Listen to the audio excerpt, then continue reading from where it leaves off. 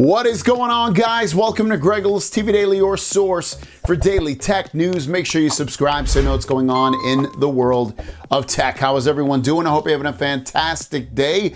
We've got a bunch of news stories for you and just a couple of questions. So let's just dive into the tech news first, because after this show, I'm basically headed up to Los Angeles for AEW Dynamite. First story of the day has to do with the Pixel Watch, a device that should be out in October of this year. And we've got some somewhat devastating news, I guess you'd say, about it, and it has to do with the battery life. So the story that's coming out of 9to5 Google is saying that the Pixel Watch battery life is expected to last 1 day. Now, on other watches, such as on Samsung, generally you'll see 2 to 3 days of life. I personally don't fully see that. I will see when I was using it a lot, I would see a full day and then a little bit more. So I could get into like a second day, but nothing crazy. So this wouldn't affect me all that much if I end up getting this watch.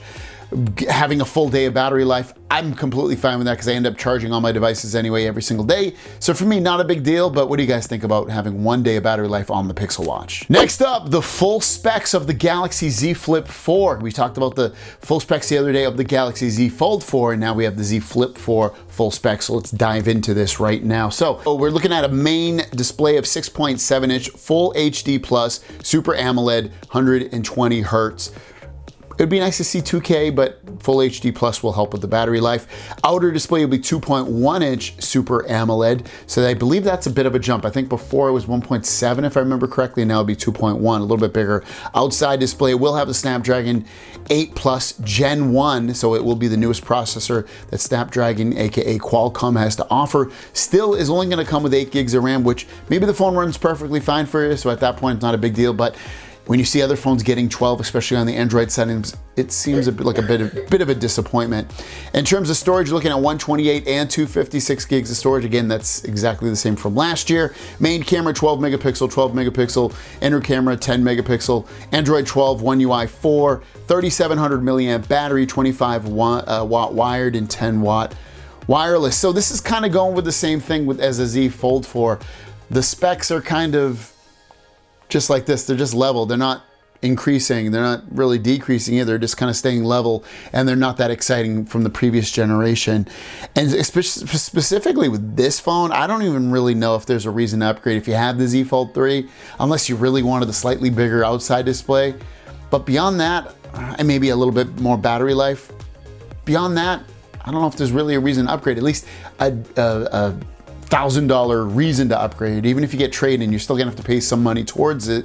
Even if it's a $300 or $400 that you have to pay towards it, is it worth paying that just to get slightly better battery life and a slightly bigger outside display and a slightly faster, more efficient processor? I don't know. I personally wouldn't say it is, but that remains to be seen. Let me know what you guys think. And just to go along with that story, here's some pictures of a case for the Z Flip 4 of what it's going to look like. You can see that it's going to have the protective case. The hinge part has also been changed and become very narrow. So, you know, that would be the other part of this. That'd be kind of nice for an upgrade. Next two stories about the Galaxy Z Fold 4, comparing it to the Z Fold 3. First of all, let's talk about the under display camera on there. And you know, in certain situations you can see it.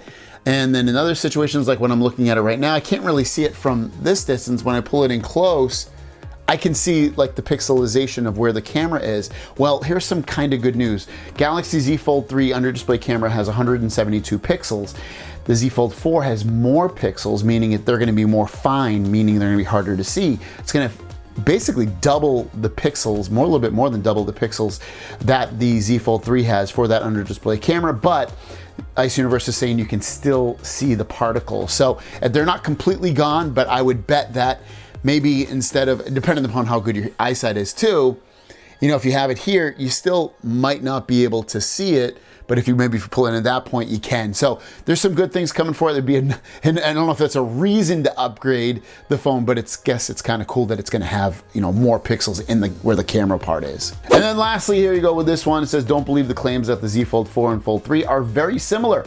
The Fold 4 design has changed a lot, especially the hinge, and he shows it off with the screens off this time. Before yesterday we saw it with the screens on, and I think this gives you a bit of an indication of, you know, you do have less hinge, you do get a slightly wider display, a slightly shorter display as well in this Photo, your question of the day is, which phone is looking like the better buy? The Z Fold 4 or the Z Flip 4? Let me know in the comments down below. With that said, let's jump into the Q&A portion of the video and drop that beat. Original AZ Plays is coming in. Is it possible to make a tempered glass screen protector for the folding phones? Whitestone dome glass, they kind of do.